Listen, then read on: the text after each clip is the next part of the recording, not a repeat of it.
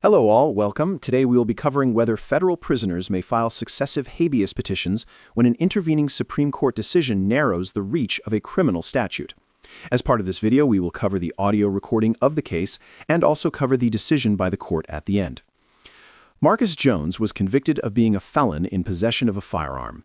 After his conviction became final, the Supreme Court decided Rehaif versus United States, which held that the government must prove the defendant knew he was a felon at the time he possessed the firearm. Jones argued that under Rehaif, his conviction was invalid because the government had not proved his knowledge of his prohibited status. Jones had already filed one habeas petition and could not file a second one without authorization from the Court of Appeals. The statute governing successive habeas petitions allows a second one only when it relies on a new rule of constitutional law made retroactive by the Supreme Court. Rehaif, however, was a statutory interpretation decision, not a constitutional ruling. Jones argued he could instead file a petition under the savings clause of the habeas statute, which preserves the traditional habeas remedy when the standard procedure is inadequate or ineffective. The central legal question was whether a federal prisoner who cannot meet the requirements for a successive habeas petition may use the savings clause to challenge a conviction based on a retroactive change in statutory interpretation. Following is the audio recording of the actual court hearing.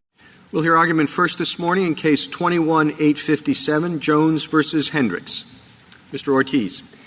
Mr. Chief Justice, and may it please the Court, the Eighth Circuit ruled in this case that someone imprisoned for something the Court later determines has never been a crime has no means to challenge his continued detention once his opportunity to file a 2255 motion runs out.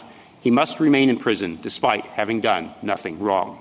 But as this Court held in Davis, conviction and punishment for an act that the law does not make criminal inherently results in a complete miscarriage of justice. The Eighth Circuit's ruling is wrong for four separate reasons. First, it violates the text of 2255E. Its key terms all indicate the traditional habeas relief should be available, that a prisoner should have one opportunity to have the correct law applied to his case. The Eighth Circuit held, however, that so long as 2255 provides a purely formal opportunity to raise an issue, it doesn't matter whether the law applied is correct or wrong. Prisoners in this situation, moreover, do not even have that purely formal opportunity. They will almost always be barred from raising the issue in their initial 2255 motion. Second, the Eighth Circuit made the savings clause almost completely superfluous. It identified two categories of cases where it believed the savings clause applies, but the savings clause actually applies to neither. In both situations, the prisoner petitions under 2241 directly. Third, the Eighth Circuit created four independent constitutional difficulties. It effectively suspended an important use of the writ as originally understood, and it raised substantial due process, separation of powers, and Eighth Amendment concerns. It denied Jones any opportunity to ever test his claim under what has always been the correct law. Finally, the Eighth Circuit wrongly concluded that allowing savings clause relief would undermine Section 2255H. It does not. The saving clause in 2255H are independent, congressionally authorized routes to collateral review, and nothing suggests that in enacting Section 2255H in 1996, Congress intended to repeal the savings clause. The Eighth Circuit's repeal, by implication, is unjustified. Your Honors, the Eighth Circuit here moved that because the prisoner had a theoretical right to raise an opportunity, had the right to raise an opportunity in his initial 2255 motion, which substantively was foreclosed under existing circuit precedent, which this Court later declared wrong. The possibility of en banc review or cert petition to this Court made his quest to have the correct law applied real. That represents an ineffective or inadequate remedy to test the legality of the prisoner's detention. There are three different problems with this, Your Honor. Before you get to those, counsel, it seems to me that you've got a basic and your friend has the same type of conundrum. I mean, your problem, of course, is that you're sort of undermining EDPA. You're allowing to be revived the sort of claims that EDPA wanted to preclude. And I think it's a challenge to explain why that type of result would prevail. On the other hand, your friends have the problem that you've already identified. Well, what's the savings clause for if there's really nothing nothing to save. And I guess as an abstract matter between those two types of problems, it seems to me that you have the more serious one, because it's really express. These claims you can't bring, and then there's an exit, and you say, well, you can bring them over here. That seems pretty that's a hard reading to prevail on. Your friends, on the other hand, it's sort of a less extravagant argument to have to make. You've got a savings clause, and, it doesn't save anything. It's just there in case it's needed. I mean, it is sort of not that – doesn't strike me as serious a conundrum. Well, Your Honor, I think that mistakes a bit the structure of 2255 and the text and structure and purpose of 2255H in particular. As I said in the opening, there's no real indication, let alone by the clear statement that this Court has required in cases like McQuiggan and Sancier, that Congress actually meant to constrict traditional habeas jurisdiction in this way. For sure, 2255H 1 and 2 limit the reasons for which someone can pursue a successive 2255 remedy. But there's no indication that they meant to foreclose recourse to traditional habeas through 2255E. 2255A, Your Honor, sets up the 2255 process. 2255E serves as a gatekeeper, determining what causes come into that process, what kinds of cases come into that process, and what ones go through 2241, the traditional habeas route. And 2255H says once you're in the traditional motion to vacate process, when and under what circumstances you're allowed a second bite at that particular process. It doesn't really affect the availability of 2255E relief, which sends you to 2241 at all. But certainly, Your Honor, there's not the clear statement in 2255H that it is meant to repeal 20 parts of 2255E. Counsel, I'd like you to go. The Chief makes it an either or. Most of the Court of Appeals who have sided more with you than with amici recognize that the savings clause cannot be invoked every time a 2255H applies without blowing it up. So you have to have some limiting principle. And the limiting principle that most of the Court of Appeals have found is the one proposed by the government, which is that they thread the needle by saying that innocence claims should be one of the rare cases where the savings clause is triggered, because otherwise there would be a fundamental miscarriage of justice. Now, your brief did not go as far as the government in saying that. Are you eschewing the government's position, or are you accepting it? No. For purposes of this case, Your Honor, we accept the government's position. We believe that there's not much daylight between its position and ours on purely statutory claims. We not necessarily agree with it across the board. For example, their interpretation of when 2255H2, for example, does restrict traditional habeas relief for, say, constitutional claims. But in the universe of statutory claims, there's really not much daylight on the ground between their position and ours. Counsel, did I misunderstand your argument? I thought one of the areas of daylight was that you thought it would apply even when circuit precedent changed as opposed to just when Supreme Court precedent changed. Did I misunderstand that? Sorry, Your Honor. I was just referring to the comparator in the government that the government is proposing to the traditional habeas relief and the bench line. There are two disagreements between us and the government, Your Honor, which are very important. One is that, under our view, a change in circuit precedent, as you've identified, Justice Barrett, should count for these purposes. We believe that they've misconstrued Davis versus United States. In that case, Your Honor, the change of law by this court, the Gutknecht case, happened while the Davis case was on direct appeal in the Ninth Circuit. And then the Ninth Circuit remanded the case to the district court, and the case came back up again. And it's impossible for Gutknecht to have represented the change in law that was relevant there because it changed before the direct proceedings were concluded. The change in law that this court itself identified was a change in law of the Ninth Circuit in the Fox case, which later interpreted Next, Your Honor. How do you propose to handle some of the choice of law problems that changes your theory that circuit precedent changes create? And there are arguments on both sides, Your Honor, which you identified in your Chazen opinion while you were sitting on the Seventh Circuit. In our view, the view that you gestured at is actually the correct one, that the court should apply the law of the sentencing circuit rather than its own. And I know that is, in some sense, an anomaly, but it's not a complete anomaly in our system. For example, the Federal Circuit, I believe, now applies the law of the circuit to supplemental non-patent claims in cases that are before it. So this would be no stranger than that kind of thing. And it's certainly and it's not, the Federal Circuit has not been authorized by Congress to do that. It's a rule that it has developed under Federal Circuit common law. The other big difference between the government's view, Your Honor, and ours concerns the actual innocence test. The government says that actual innocence should be a gateway doctrine regulating everything that goes through 2255E. Interestingly, though, all the support the government has cited for that, Schlupp, McQuiggan, Bowsley, and Kuhlman, all concern abuse of the writ doctrine.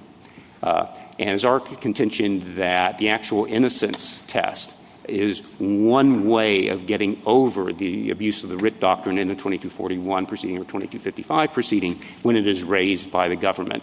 But it is not the only way and should not be created at or placed at the 2255 gateway to 2241 as an absolute and singular requirement. We believe that the traditional other gateways, like cause and prejudice for procedural default, should be available too. And we believe that our client actually would satisfy the procedural default standard here, and if not, could actually establish actual innocence. But that should be a matter on remand from this court. So, counsel, if I understand, I'm sorry. Go ahead.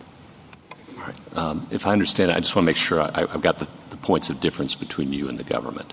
One is circuit foreclosure, in your view, as opposed to Supreme Court foreclosure on the government's view. Yes, Your Honor. Second is actual innocence versus maybe something more than actual innocence required. And third is, I think, that you take the position that absent adopting some form of relief here, there would be serious constitutional questions raised by the statute, and the government doesn't believe so. Is that a fair summary? That's a fair summary, Your Honor. Okay. And then with respect to what the Savings Clause would do on the amicus's reading, you argue it would do too little work, but it was adopted first in 1948, and it was done so when habeas was shifted primarily from the sentencing court to the court of confinement. And for at least 50 years, the only purpose of that statute was to ensure that if the sentencing court was unavailable, court-martials, the sentencing court, you couldn't transfer the prisoner for whatever reason, natural disasters or other COVID problems perhaps, that there would be some court available.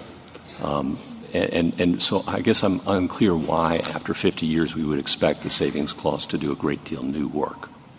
Well, first, Your Honor, it wasn't doing some of the work that you and the court appointed amicus have identified. It does not cover. It did in the Tenth Circuit. I know that. I remember that.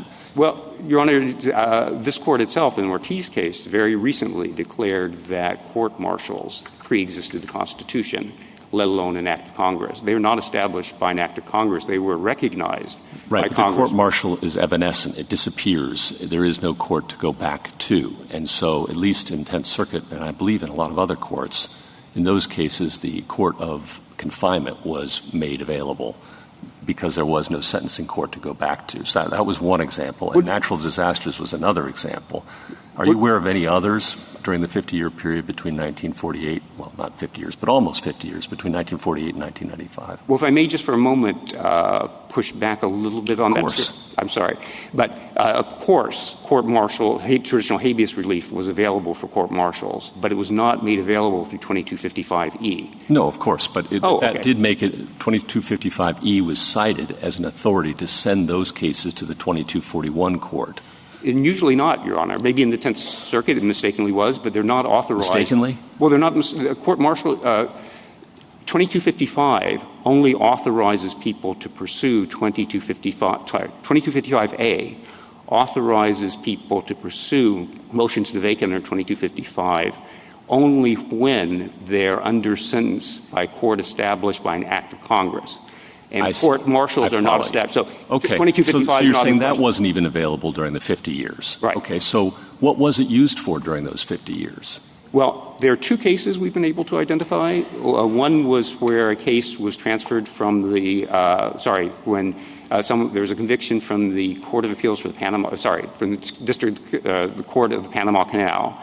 And another was when some courts were transferred to the state courts of Alaska after Alaska became a state. Okay. And the state courts refused. Well, whatever the examples are, they were very limited, you'd agree. For sure. But that doesn't indicate, Your Honor, what Congress intended the scope of the Savings Clause to be.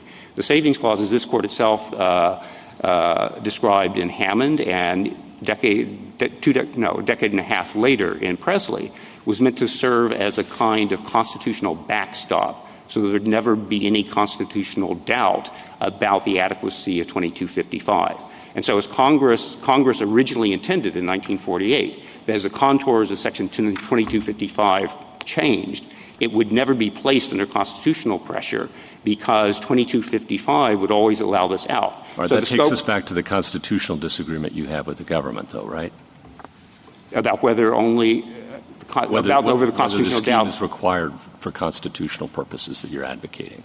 Well, that was only one purpose for the Savings Clause, Your Honor. The other purpose that the Court identified in Hammond, and I believe in Presley as well, was to prove that it was make sure that habeas overall, either through 2255 or through 2241, provided an adequate remedy. Can I test that proposition just for a moment?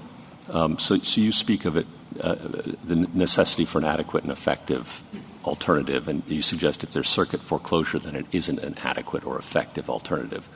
But when we speak of adequacy and effectiveness in, for example, ineffective assistance claims, we use those very terms.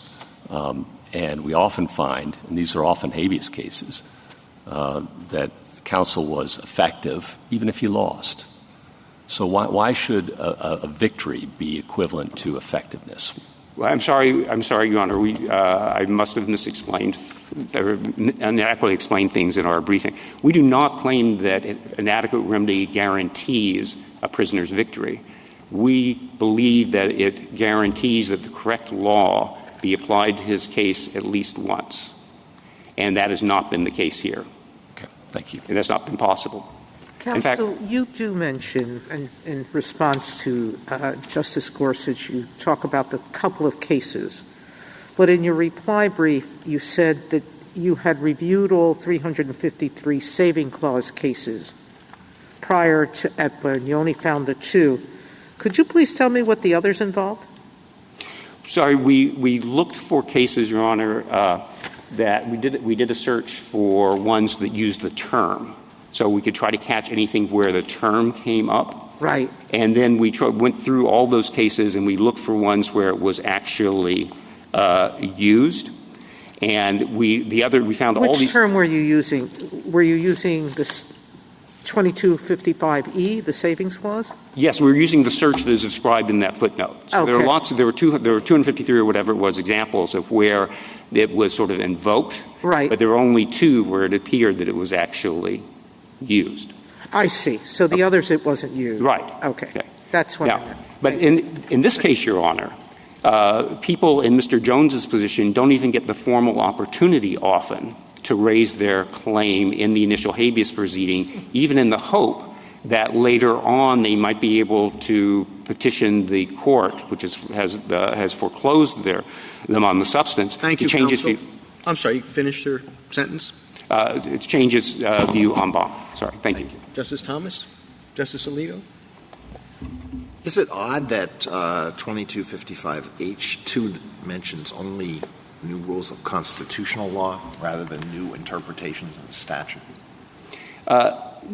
Your Honor, Congress in that took the language, we believe, that what Congress did there is it took the language from this Court had developed in McCleskey versus Zant on actual innocence and basically codified it. So it was taking that one item, that one piece of doctrine, and just writing it into the statute with some changes, of course. But that's basically what it did. And it didn't mean to actually address all the other types of claims available. But certainly, Your Honor, there isn't the clear statement that this Court requires before constricting habeas jurisdiction that Congress meant to repeal 2255E in enacting 2255H. Justice Sotomayor? No, thank you. Justice Kagan? Justice Jackson? Yes, I have a question that just arises out of something you said at the beginning that I thought was very interesting. I have been focusing in on the interaction between E and H because I think the sort of questions presented in this case tee it up that way in a certain way. And, if there's a savings clause, what does ineffective mean as it relates to what's happening in H and who has the better interpretation about that? What you said at the beginning that I found very interesting was this interpretation exercise needs to be taken in the light of the entirety of 2255 and what is going on in each provision. Please interpret it related to the structure of this statute. You said that A sets up the process, it gives us the motion, it creates the whole scheme. Then sort of, I guess, I'm just trying to do it right here on the stand. B, C, D, it looks like, is talking about procedural matters when the motion is properly entertained. And if you were a court and you were sort of going through in order, I think this is maybe how you would approach it in actual application. When you get to E, the question is, okay, so what about habeas? Can people still be, filing a habeas motion while this is going on? And you find the answer there about that. And then you keep moving on. Statute of limitations is in F. And then you get to H. It's the gatekeeper, you said.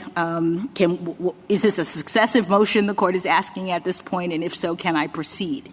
If we think about it in that way, then it's sort of like E is not really interacting with H and saying anything about whether habeas rights would still exist for the purpose of this case. Am I right in sort of how I'm starting to view this? I think you are right, Your Honor. I would qualify one thing you said, which is that 2255H is the gatekeeper for a particular thing, successive 2255 motions.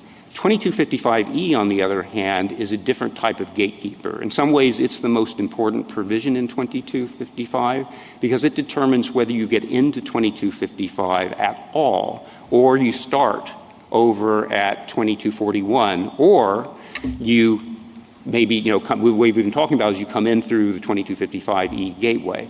But actually, 2255E is the traffic cop here. I see. So at the beginning, we just sort of have these claims, and we're like, which is the right world that we need to be in, the 2255 world or the 2241 world? And E is doing that work. Yes, Your Honor. And then once we're in the right world, we keep on going with respect to the application of statute of limitations, or is this a successive motion, or whatever. Yes, Your Honor. Thank you.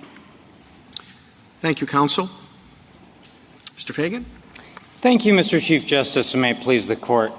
As you point out, Mr. Chief Justice, this case presents something of a conundrum, and it's no secret that it's one that we've struggled with. And what makes this case difficult is that the key phrase, inadequate or ineffective to test the legality of his detention, obviously requires some comparator benchmark, and it can be a little bit difficult to identify what the proper benchmark is.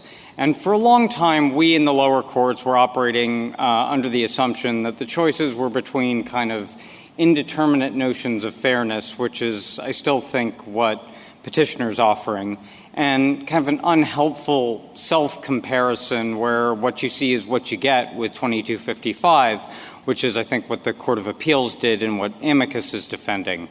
But I think this Court's cases, when we took a fresh look at this, in Hayman and Sanders, read the text in a third and much better way that makes federal habeas corpus the comparator.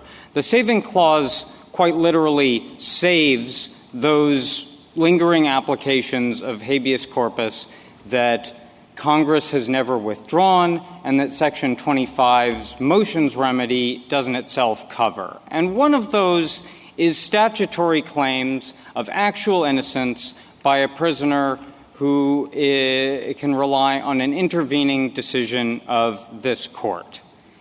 Now, I think the critical interpretive question in this case is the negative implication of Section 2255H, which doesn't actually mention habeas. To what degree did Section 2255H not only restrict the motion remedy, to which it expressly refers, but also provide the kind of clear statement that's necessary to withdraw the habeas remedy as well? And I think a couple of things that might be useful to explain why we think it doesn't withdraw the habeas remedy for the statutory claims would be to discuss a little bit how you figure out what the current scope of federal habeas is and what the kinds of statutory claims we're talking about here. But I realize the Court has already indulged me, and I, of course, defer to the Court's questions. Sorry. Does anybody else have a question? Can I ask you, Mr. Fagan, about whether or not the ordering question that I just spoke with Petitioner's Counsel about also helps a little bit with the negative implication. In other words, if we review E in the order of things as a court applying these principles or this statute as doing work to tell us should we be in 2241 or should we be in 2255, does that help in terms of what we can later draw from H? Well, Your Honor, I don't know that I think that is one helpful way to think about it, but I think the critical question is just the operation of 2255E in itself in how it answers that question. And I think what it says is that for constitutional purposes and because Congress wasn't trying to withdraw the habeas remedy insofar as it might disadvantage federal prisoners when it was setting up this new system in 1948, what it's telling us is that it keeps the contours of the federal habeas remedy. And before that remedy would have allowed for a person in Mr. Jones' situation to claim miscarriage of justice and bring this claim. Yes, and I think we see that from Davis, which essentially is the situation. It came up under 2255, but it referred back to traditional habeas principles, and I don't know that there's really any dispute about statutory claims like this being covered. Mr. You mentioned that I'm sorry, please.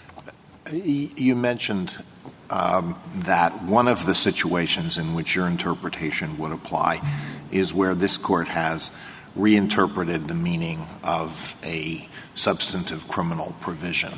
Where else would it apply? Well, Your Honor, I think it could potentially cover some of the situations the amicus has identified, although some of them, I think, frankly, wouldn't even fall into 2255 in the first place. Federal habeas corpus is really divided into three parts. The first one is like challenges to conditions of confinement or good time credits, things that challenge the execution of the sentence rather than its imposition. Those don't even come into 2255 in the first place, and there's really no need for anything to exclude them. When you speak about the traditional scope of federal habeas corpus, at what point in time are we supposed to look? So, Your Honor, you look at federal habeas corpus now, and the body of federal habeas corpus now can be informed by Section 2255 itself and its limits, and the limits that Congress has imposed on state prisoners through 2244. And if I could just take a second to explain why that is.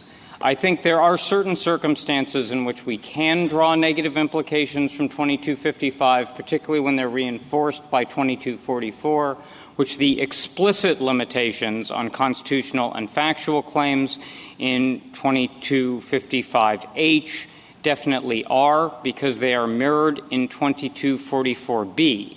And in fact, and 2244 is expressly cross-referenced in 2255H. And then if you look at 2244, it has a provision 2244A.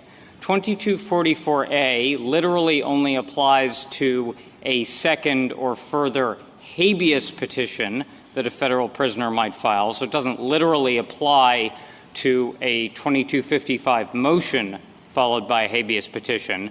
But one thing that it does is it points back at 2255 for the relevant limitations. Those relevant limitations include, this gets back to Justice Jackson's point, 2255H, which limits successive or abusive constitutional and factual claims, but doesn't say anything about statutory claims. Suppose and it did, includes Mr. Fagan. E. I'm sorry, Justice Kagan. Finish your sentence. And it includes E, which is the critical provision that we're interpreting here. I'm sorry, Justice Kagan. No. Suppose 2255H did include a specific provision that said you can't bring a successive 2255 motion based on an intervening statutory change. Would then there be a strong negative implication? Yes, I think there would, because then we'd be in this third category. Like I've mentioned the three categories of federal habeas claims. One is about execution of the sentence. We're not really talking about that here. One is federal prisoner claims that have analogs to state claims, and I just described a little bit about how those might shake out. And then we're talking about a kind of claim, a statutory claim that's really unique to federal prisoners, and I think where Congress has expressly precluded it and clearly focused on it, then right. I mean, I guess would be a much more difficult case. It's much more difficult, yes. And let me make sure I understand your answer. You would answer it the reverse way. I think we probably would, yeah, Justice Kagan. Yeah, and that's so even though it would refer only to 2255 motions and not to habeas, right? Yeah, I think our critical point here, Your Honor, isn't that 2255 can say nothing about the withdrawal of the federal habeas remedy.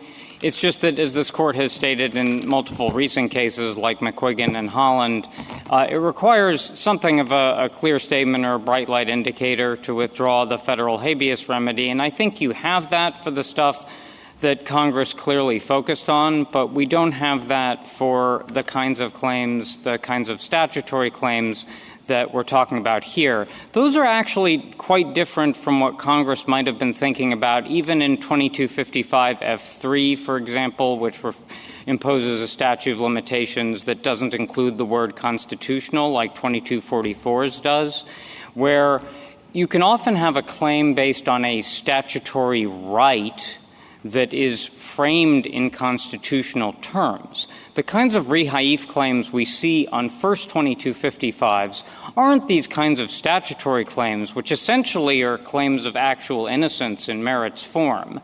What they are claims of an unknowing plea mirroring what happened in Boozley, and they're claims about the jury instructions, which sound in the Sixth Amendment. So you've got Fifth and Sixth Amendment claims that can be based on a statutory right. And that might have been what Congress was thinking about. Mr.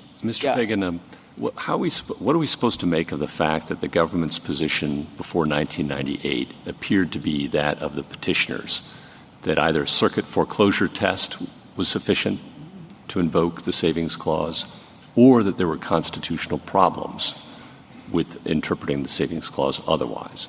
Then from 1998 to 2017, I think, if I've got it right, the government took the opposite view, the view of the amicus, that the circuit foreclosure test, neither of those tests work, and that the Savings Clause should be measured about whether it's effective and adequate to raise the argument, that the baseline would be implicit in the text or explicit in the text. And now, for the first time, the government's coming up with a completely new theory that no circuit courts adopted and neither side in this litigation pursues. What are we supposed to make of that? Well, Justice Gorsuch, it's a clever argument, but the brief discusses it as the natural reading of the statute, but no circuit court over the last 50 years has read it that way. Well, Your Honor, I think you're correct that we've shifted positions. I think your chronology, in candor, we've shifted around a little bit more. Even more than I described. I've been generous. I just, okay, to be completely just as I was generous to petitioners about court martials, and apparently those are not permitted either. But okay, I just want to be completely upfront with the court about that. But I think the bottom line, Your Honor, is the way we're interpreting it now is the way that the court actually interpreted it itself in Hayman and Sanders, and I think it's mirrored in Swain against Presley, which interpreted the analogous D.C. provision, and in Boumediene, which is that the saving clause essentially makes sure that federal prisoners weren't disadvantaged by the adoption of this new remedy. They weren't substantively disadvantaged or procedurally disadvantaged. And in doing so, it ensures that there aren't going to be any constitutional problems. We don't think there'd be any constitutional problems in these particular circumstances under Felker against Turpin, but even if there were, the easiest way to make sure there's no constitutional problems with the withdrawal of habeas is to keep a residue of habeas where they might inadvertently have missed something. Then I'd like to return to Justice Alito's question, which is you ask us to use the baseline of habeas as it existed between about 1948 and 1995 and ignore what happened after 1995 and before Brown. Well, I guess 1953, though you do pluck a couple of cases before Brown. It seems a bit of a bespoke reading of habeas. It would be, Your Honor, but let me clarify that is not actually our reading of habeas. We think that you look to the federal habeas remedy now. And as I was trying to describe in response to Justice Alito, figuring out the contours of the federal habeas remedy now, you would look at traditional habeas, so things like Davis would tell you something. Should we look at before Brown, in which it was mostly jurisdictional? That habeas was limited to jurisdictional questions? Well, Your Honor, does that inform our analysis, or should we ignore that? I think you would look at federal habeas as it exists today, which to the extent the before Brown cases aren't kind of superseded by some of the later ones, that would be you could potentially look at them. But we do think, and I just want to be very clear on this, we do think that it is informed, as this Court has said, by the statutes that this Court has enacted. And it can be informed by Section 2255, particularly in its provisions like 2255H or its statute of limitations that are also mirrored in state habeas, because that gives us a very clear indication that habeas as it stands today does not allow those kinds of claims, the kinds of constitutional and factual claims that I still think my friend the petitioner's approach might in theory allow. But one thing Congress did not speak to were the kind of statutory claims that you see in Davis that everyone agrees were available in traditional habeas.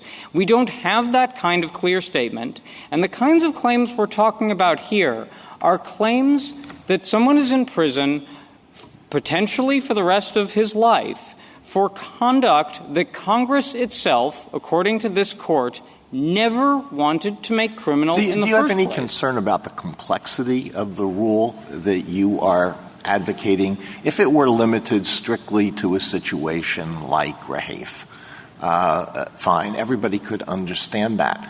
But are you concerned that every federal prisoner who wants to bring a successive or successive motion is going to claim that this falls within the traditional scope of habeas, and this would be an escape clause that will be invoked again and again and again, and all the district judges are going to have to analyze the traditional scope of habeas and see whether the claim actually falls within that?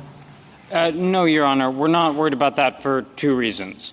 Number one is, as I've described the world of habeas, The conditions of confinement claims are already dealt with in 2241, and then on merits claims, we have the constitutional and factual claims that are like state habeas. Those are already addressed. We've dealt with those. And then we're just left with these kinds of statutory claims. The only kinds of statutory claims that you could possibly ever bring under successive and abuse of the writ doctrine are going to be claims based on intervening decision of this court. And that's going to be a set of claims, but that gets to my second reason, which is under both successive habeas petition doctrine under Coleman or abuse of the writ doctrine under McCleskey, for example, you will see that is going to require a showing of actual innocence that's going to be very hard to make and can get knocked out pretty easily at the threshold. Well, let's say I'm a district judge and I haven't dealt with this problem before. Give me your best summary of the rule that I should apply when I get an effort to file a second or successive habeas petition. Well, Your Honor, honestly, I can't tell you that it's impossible that there's some implication we haven't foreseen, but we really think this is, as far as merits claims go, essentially probably a category of one. So you look to see whether it is the type of claim that we're dealing with here, a purely statutory claim that asserts that somebody is in prison for something that Congress never made a crime. If so, can that person make the threshold necessary showing of actual factual innocence under Boosley, which can take into account not just the evidence that was presented at trial, but all the evidence that could have been presented. And we've stated in our brief, and I'm happy to restate here, all the reasons why petitioner can't even get a toe in the door. Can I just clarify what you mean by actual factual innocence? So when you have such a person and they're in jail for conduct that Congress, we now know, says was not criminal, what is the factual showing that they didn't do the thing that Congress says is not criminal? What factual showing do they have to make? It's the question of the conduct, Your Honor. So it's different from a sufficiency review, for example, because under Rehaif, we were never required to introduce evidence of someone's knowledge of their prior felon status. Before Rehaif, the circuits weren't requiring us to do that, so there'll be a lot of cases where we didn't actually introduce that evidence, but we'll have plenty of evidence that that's true. And here we actually have both trial evidence and extraneous evidence. But this is going to include kinds of things like stuff that came up at plea negotiations, which the sentencing court never saw, which is actually a reason why Congress wouldn't have found it particularly important. I see. So it's just an opportunity for the government to introduce the evidence on whatever the new legal standard is. Yes, Your Honor, and I think Boosley is incredibly clear on that particular point. What about ACCA claims? I mean, I think Rehaif claims, sure, it seems like that would be pretty narrow under review, but, I mean, we have a lot of ACCA cases. So when you think about Mathis, I mean, all of the cases that apply the categorical approach then kind of can lead to these problems in district courts under the government's view, it seems to me. That would be much harder, kind of to Justice Alito's point, for district courts to unwind. Well, a couple of points on that, Your Honor. Number one is that, you may or may not agree with us on this extending to statutory maxima, but that's not squarely presented in this case. Number two, Mathis in particular is an old rule. Number three, this court in the death penalty context in Sawyer suggested an even higher actual innocence showing it may be necessary for sentencing-type claims. And I'd further add to this that we've already been dealing with a lot of ACCA claims under the circuit's somewhat more amorphous approach, and it's generally hasn't proven that difficult to apply because it's a purely legal inquiry as to the qualification of various ACCA predicates. Thank you, counsel. Justice Thomas? Justice Sotomayor? I am a little bit concerned with your answer to Justice Kagan.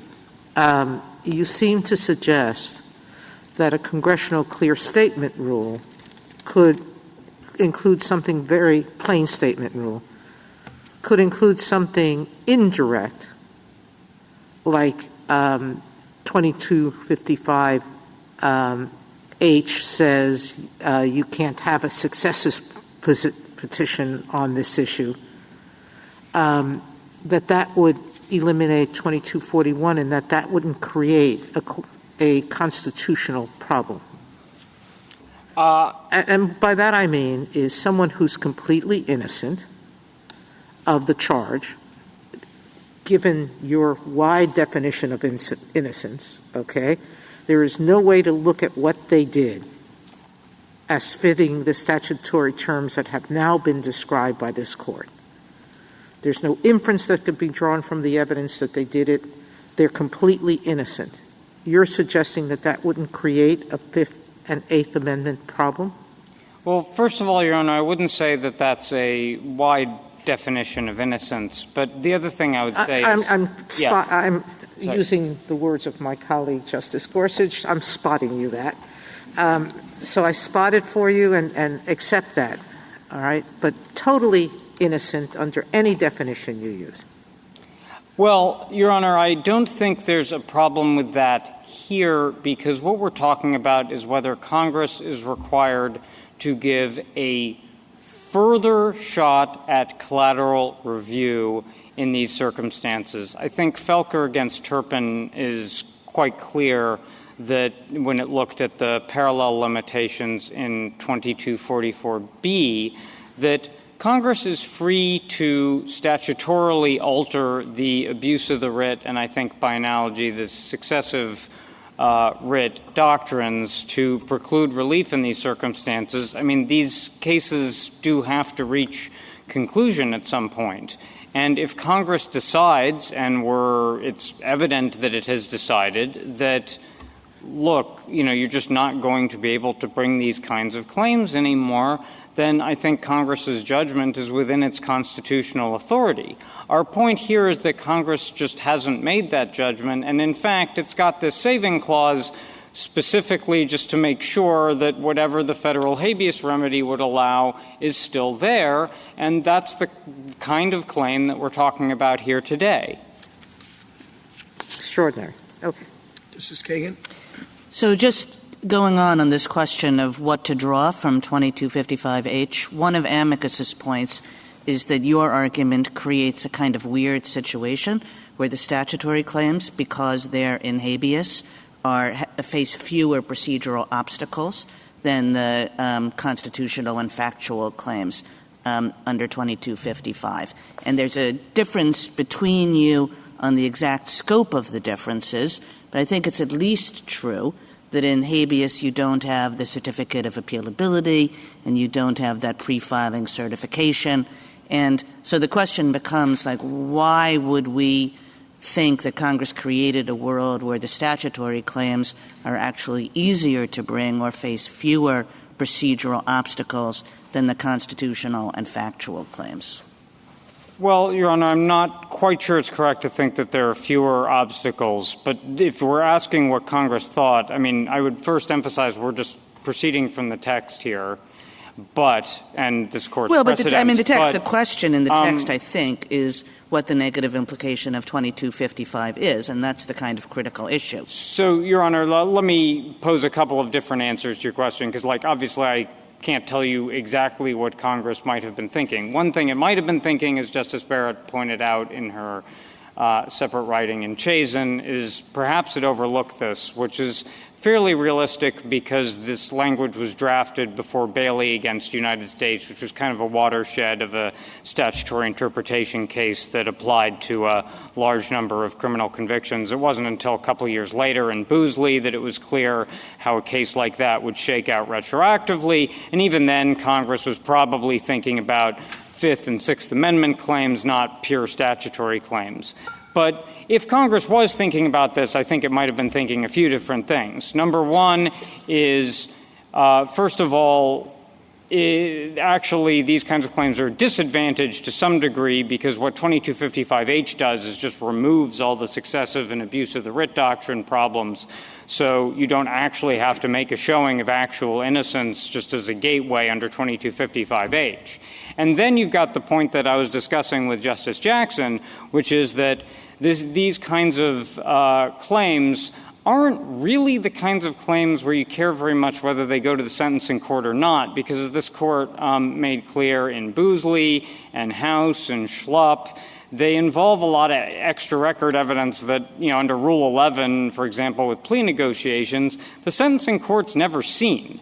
And that, in turn, would have forced Congress, if it were trying to include these claims under H, like a new H3, to kind of grapple with some difficult issues and maybe rejigger its structure of habeas, which is kind of unwieldy as it is, even more, because, first of all, it's a little hard to get a court of appeals to figure out how to certify that in the 30 days that the 2244 procedures require.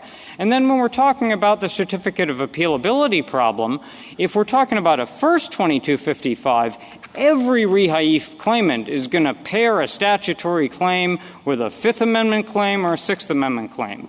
You can't do that on a successive motion because those are going to be old constitutional rules. The Fifth Amendment knowing plea rule and the right to jury instructions, those aren't new. They've been there since time immemorial.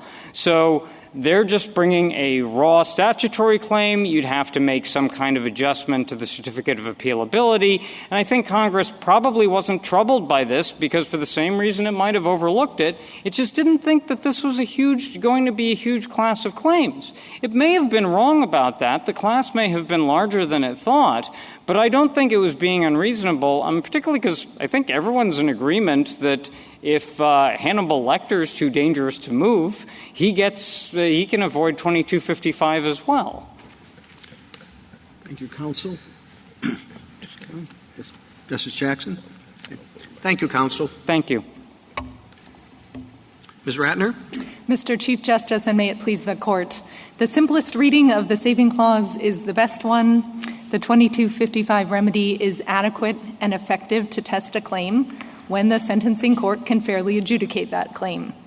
That means the inmate can get to sentencing court, the court can hear the relevant kind of claim, and the court has the basic procedures it needs to decide the claim. That's the common sense approach that this court took in Hayman and Swain, and that's how the saving clause applied for nearly 50 years from 1948 to 1996. Petitioner and the government want the saving clause to mean something dramatically different after 1996. But their theories run headlong not just into history, but into Section 2255H. In H, Congress said exactly when it wanted to allow repeat collateral attacks. And not just that, H2 is even more specific and shows that Congress thought about when to allow new claims after intervening decisions of this court. It chose constitutional decisions and not statutory ones. On top of all that, this court generally assumes that Congress acts rationally, and neither petitioner nor the government has any answer to a few really basic questions about why Congress would have acted the way they think it did. One, why would Congress specify when to allow repeat factual or constitutional claims, but would silently handle statutory claims by sending them on a detour through the saving clause? Two, why would Congress send first statutory claims to sentencing court, but second statutory claims to habeas court? And three, as Justice Kagan's question just alluded to, and I don't think the government gave any real answer to, why would Congress give better procedural treatment to repeat statutory claims than to the constitutional claims it elsewhere favored? But don't those questions all assume that Congress was thinking about this problem? I mean, I think one of the things that Justice Barrett pointed out in her prior opinion and that others have commented on is that there could be the implication that they were copying language from another framework dealing with prisoners who don't have statutory claims and that they overlooked the particular questions that you pose in this case. So, Justice Jackson, and with all due respect to that suggestion, in your opinion, Justice Barrett, I think that Every indication is to the contrary. If we look to the text, there are specific areas in 2255 where Congress talked about rules more generally, like in the statute of limitations. And then in 2255H, it narrows that to rules of constitutional law. I think that's a pretty good indication that it knew there would be some claims that weren't constitutional ones, but it just talked about constitutional ones in H. I think generally this Court assumes that Congress is aware of its precedents. I would think Congress would be aware of an important precedent like Davis. But let me ask you this then. Why isn't there another why question then that comes from your reading, which is in a situation in which we have H, and H is surely saving some things from elimination as successive petitions, the things it's saving seem to be situations that are very much like this one. They're saying you can bring a second and successive petition if there's newly discovered evidence, or if there's a new rule of constitutional law that's made retroactive and therefore would apply to you. Those two kinds of scenarios in which Congress is making very clear that they wanted people to be able to get past the second or successive bar seem to me to be substantively very similar to what is happening here to Mr. Jones. So my question is, why would Congress have drawn the line to keep Mr. Jones out of the second and successive pass-through, but allowed for these other people to keep going? So first, as a matter of statutory interpretation, I do think you should be drawing the inference that when Congress has talked about similar things with specificity and then left this one out, that should be given some meaning. In terms of why, I think the best explanation is really twofold. First, these are really the claims of the most recent vintage. They were not recognized as a basis for post-conviction relief until Davis in 1974. So I could imagine Congress taking a little bit of a last-in, first-out approach when it cut down on claims in AEDPA. I think relatedly, we see throughout AEDPA that Congress just thought that constitutional claims were more important than statutory ones.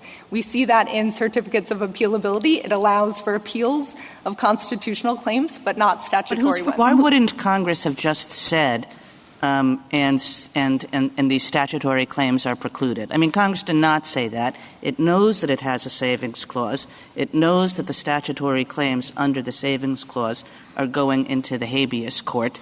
Why not just say it? So let me take the saving clause part separate. Why not say it? I think they probably would think it's pretty obvious. When I tell my kids they can have a second snack, but only if it's fruits or vegetables, I don't usually feel the need to say, but definitely not ice cream. I feel like that's pretty well different implicit. situation. Because whatever... I agree with that. What if they had ice cream before? I agree with that. Or what if they had ice cream before? Whatever H means, it's referring to... It's referring to 2255 motions. And so you have to make the jump to habeas. And the savings clause tells you when and where to make the jump. And without 2255H, that jump would have been made for statutory claims. So why not say in 2255, and we mean statutory claims too? So here are two things that I think are really important historically. These claims had never been brought in habeas. They were not recognized again until 1974 in Davis.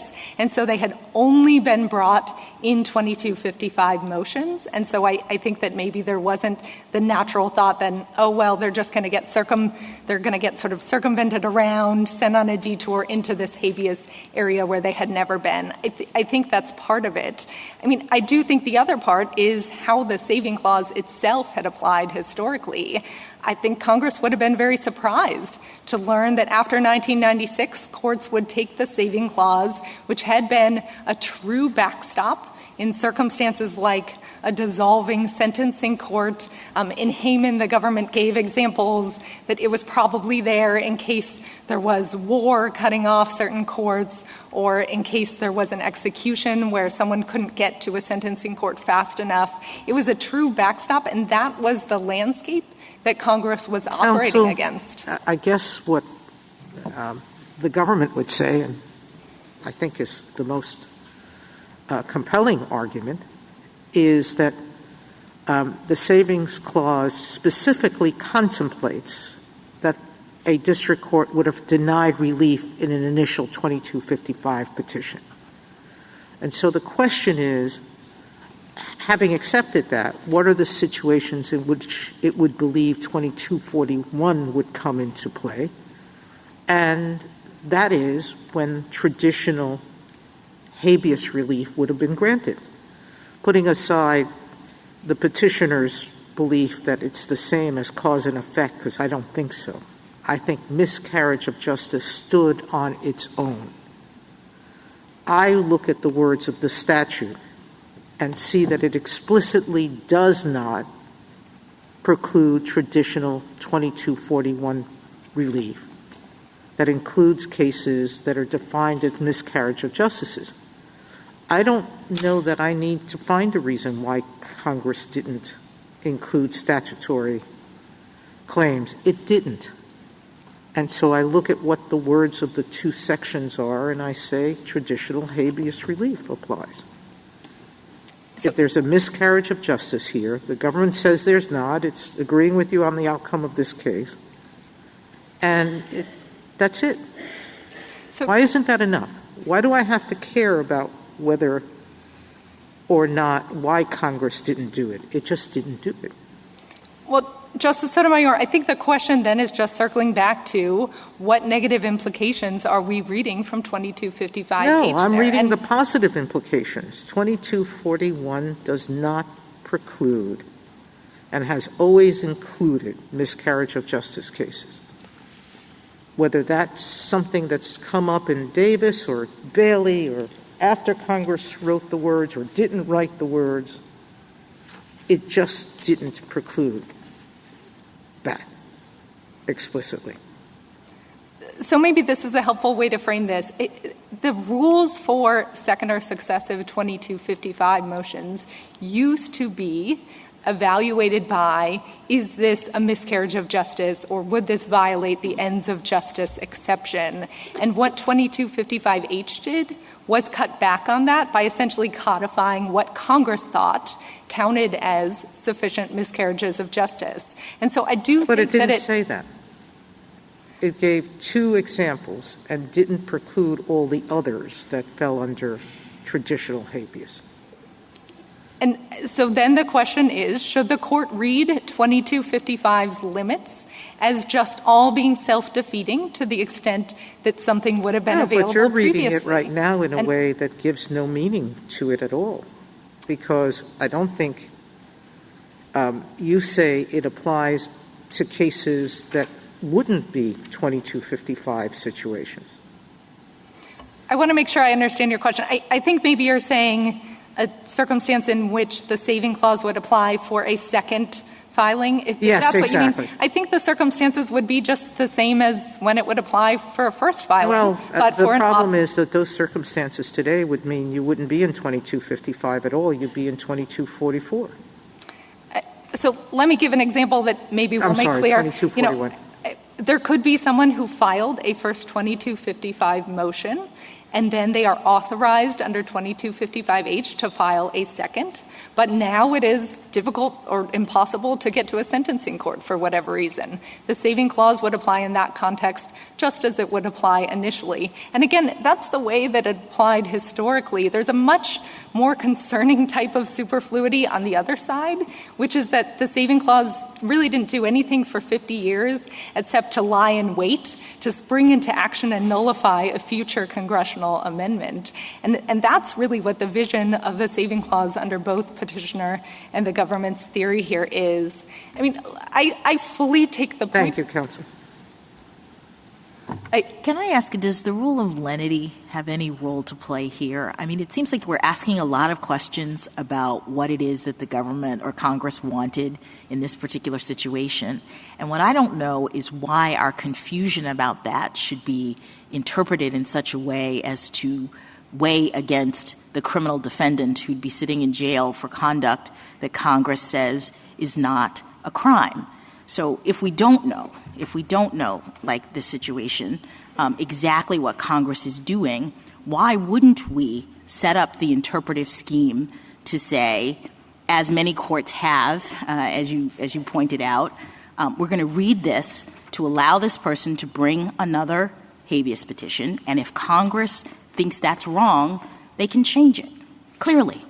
So the rule of lenity is a principle of construction of penal statutes. This Court has never applied it in circumstances sort of assessing the general availability of review here. So I don't think that has any formal applicability. And I think generally the sort of clear statement rule that both sides are pushing on here doesn't really apply here, where what we're talking about is Congress shaping an existing equitable doctrine. What the Court was concerned about in cases like McQuiggan and Holland is sort of that Congress had forgotten about this equitable doctrine. But as I alluded to before my conversation with Justice Sotomayor, what 2255H represents is the congressional codification of an evolving abuse of the writ doctrine. That's how this Court described it in cases like Felker. And so this isn't a circumstances where there's sort of a body of law Congress forgot about. They've sort of codified the specific rules that But they want Mr. to Fagan says, and they included the savings clause to make sure that in that codification they didn't forget anything. And so when you then enter into this new world and there's confusion about whether this thing is actually in there, why shouldn't we interpret it to, consistent with the savings clause, allow it to proceed? They didn't speak to it, and they were trying to codify, and when we get there, we don't see a clear statement that says this is either in or out. So then why wouldn't our position be, Congress, you have to tell us clearly that you meant to keep this out, especially when we see other provisions that look very similar that you are allowing to go forward? Because Congress acted against a backdrop of a saving clause that didn't look like that, right? They wouldn't have expected the saving clause to swoop in and provide a remedy here. It had never applied in those circumstances for almost half a century. And so to treat the saving clause as doing something new as a way of kind of wedging an actual innocence exception into a statute, I think is not consistent with the framing there. But I'm just wondering whether, Congress wanted to enact the savings clause rather than having particular applications in mind, actually thought exactly what the savings clause says. Whenever this is ineffective as compared to the traditional habeas remedy. So your interpretation, which is, is it practically available and is it practically accessible? And what's the other one you use? Is it do you have the procedures you mean? Legally cognizable, as I think. It feels very jerry-rigged. It feels as though you're sort of taking these out of thin air when the text doesn't say anything about them. And, you're trying to give some substance to the savings clause, but the savings clause just expresses a very simple principle, which is when, the 22-5 motion isn't working, the habeas court takes over. I think I don't really quibble with that principle, but the question of when it's not really working, I think relates to, is there a problem with the sentencing court? That's what Congress changed in 1948. The venue, it put things in the sentencing court. It didn't change the scope, so it was worried about problems with that venue.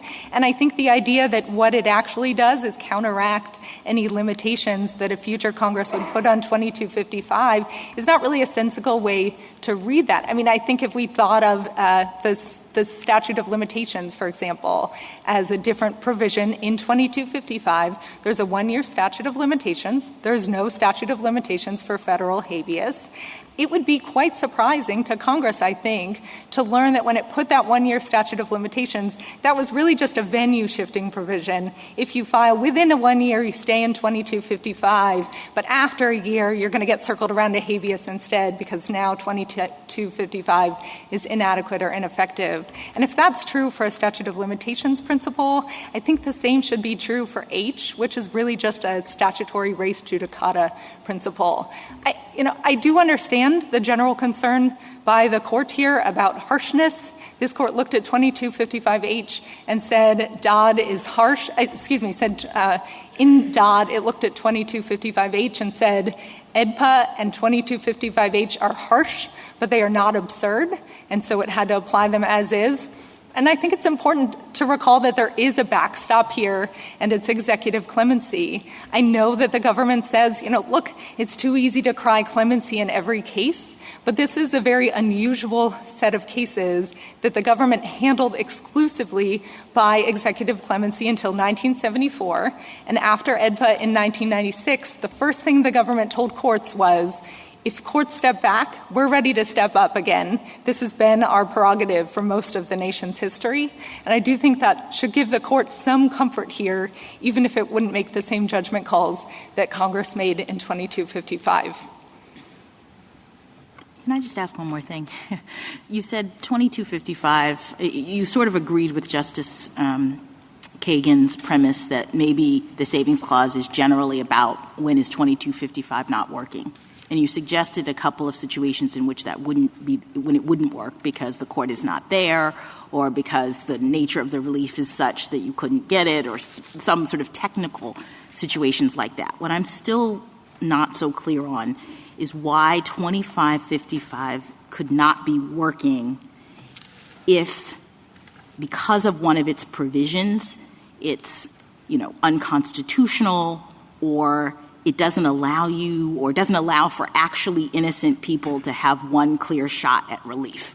Like, why isn't that a species of 2255 is not working and therefore you need to be in the habeas lane?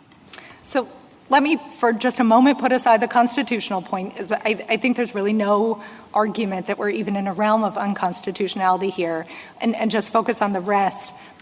The problem is that what we are talking about in 2255H or with a statute of limitations are really ordinary procedural limits. 2255H is effectively a res judicata provision. And I think it would be very surprising for this court to say that when an ordinary res judicata provision is applied, when an ordinary statute of limitations is applied, those render a procedure inadequate or ineffective. But in those situations, isn't there a previous time in which you've had the chance to make your case? I understand what you're saying. If it was actually operating like an ordinary res judicata provision, an ordinary statute of limitations where the person had an opportunity because the claim existed and they didn't bring it, so too bad, so sad. But what I'm worried about is 2255 being read to operate to preclude people who never had the chance to make this claim to be able to make it. You're putting those same limits on it. And I'm wondering, isn't that a situation in which 2255 is not working such that we need the savings clause? So no, Justice Jackson, and this is an ordinary res judicata provision. This court said, I believe in the 80s or 90s in federal department stores against Moiety, that res judicata operates even if there has been a subsequent claim, a subsequent change in the law that shows that a prior decision is wrong, that res judicata there's no exception to res judicata in those circumstances. So the fact that 2255H would apply a similar approach and then allow certain very specific exceptions, I don't think is inconsistent with that tradition or enough to say that this is an inadequate procedure. Thank you, counsel. Justice Thomas? Yes, counsel. Could you take a step back and before Davis and before AEDPA? I think we've spent a lot of time spinning a lot of different parts. What was 2255 designed to address? What problems? And how did it work? Sure. So I think everyone is on the same page that 2255 was designed to address kind of an influx in claims in habeas court as a result of some expansions of habeas, both congressional and judicial. And so what I think the key in understanding the saving clause is what Congress did was not to attempt to change the scope of habeas as it existed in 1948. It wanted to change the venue. It wanted to make things more convenient and move them to sentencing court. And so if you think of it that way, the saving clause is sort of a natural pair, that it comes and saves the circumstances in which there's a problem with the sentencing court as opposed to the habeas court. And I don't think that sort of an analogy extends to future procedural limits that Congress may put on it. Justice Alito? Justice Sotomayor? Except that Congress didn't choose practical problems. was a proposal, and they rejected that proposal. They had broader language than that proposal. So it wasn't just practical problems.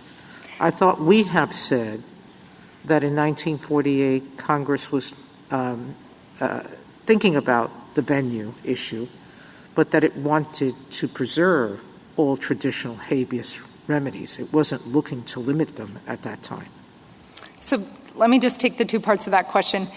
The first is I wouldn't give too much meaning to the different language here because this wasn't sort of a direct amendment of the Judicial Conference's proposal. If anything, there were contemporaneous suggestions that Congress chose inadequate or ineffective because the Judicial Conference's proposal was a little bit too loose. It said practicable or for other reasons, and there were concerns that courts might engage in almost a balancing test similar to forum nonconvenience of, is this convenient to be in sentencing court versus habeas court? So Congress wanted to make sure it was true in feasibility, and for that reason chose inadequate or ineffective. I think that's probably the most consistent with the textual and historical narrative here. As for what this court has said, I totally agree that in Hayman it suggested that at the time, as of 1948, the remedy in sentencing court was more or less identical to the remedy in habeas, but that wasn't its benchmark for inadequacy. When the court later in the opinion went to decide whether this was inadequate, it did something much more like what I did at the start of my argument and said, well, you kind of need a hearing here. You can get a hearing, so seems adequate to us. Same is true in Swain. In fact, I don't even think Swain would survive the government's theory because there was a difference between habeas and sentencing court there, but the analysis was the same. Justice Kagan? Yeah, just along the same lines. I mean, Congress did reject language that more fits your argument here.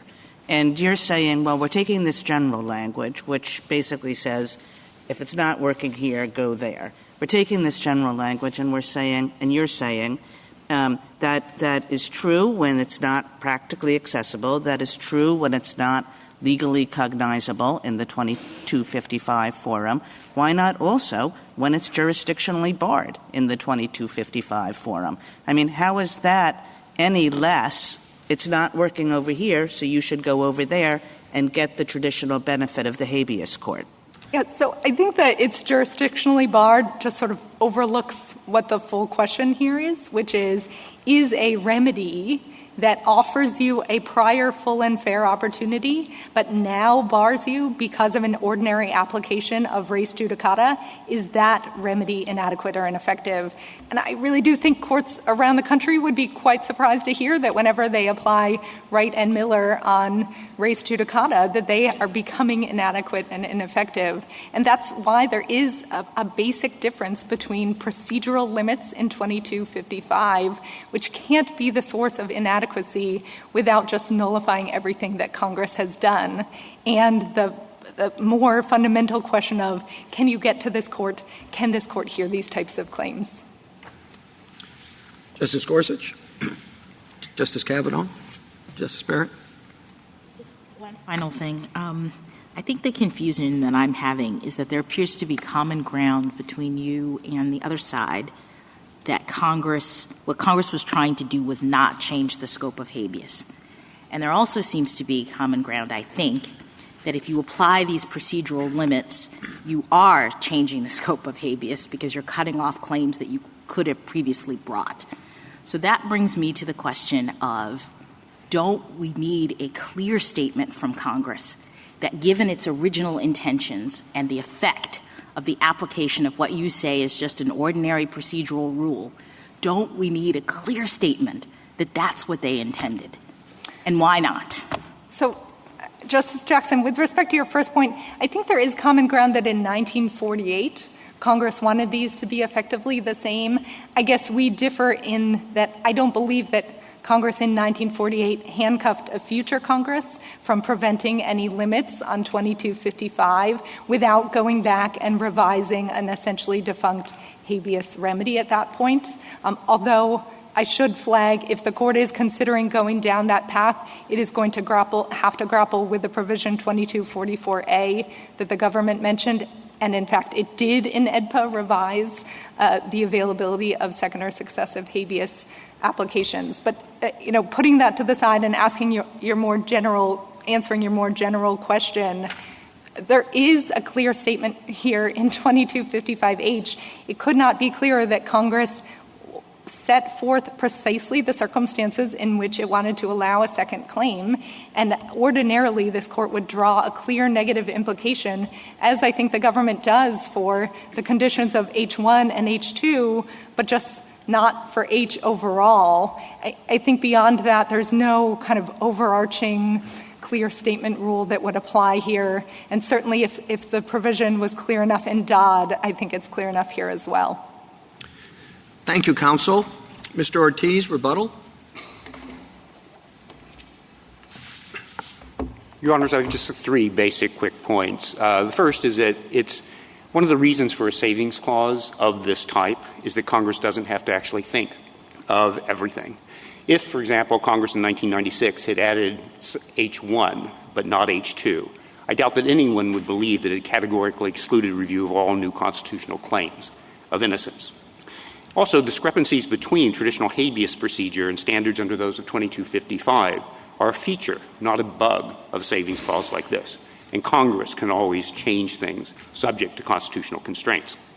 Second, Your Honor, I just want to point out that a petitioner in Mr. Jones's situation cannot actually raise, as the Eighth Circuit believed, his claim of statutory innocence in his initial 2255 motion.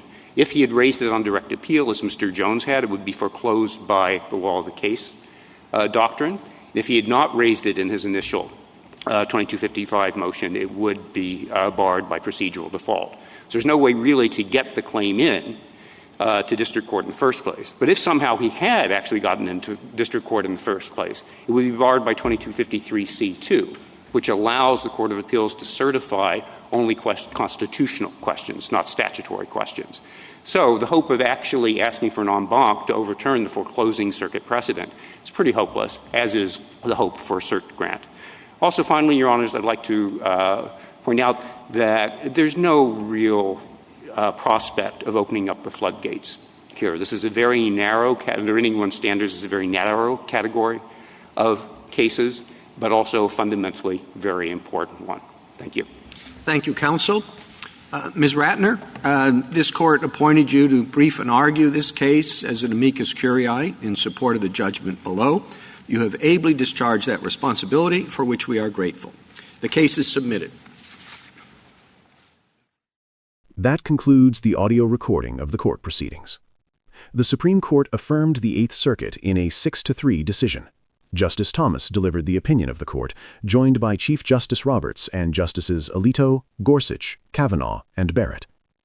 Justice Thomas held that a federal prisoner may not use the savings clause to circumvent the successive petition requirements when the prisoner's claim is based on a statutory interpretation decision rather than a new rule of constitutional law.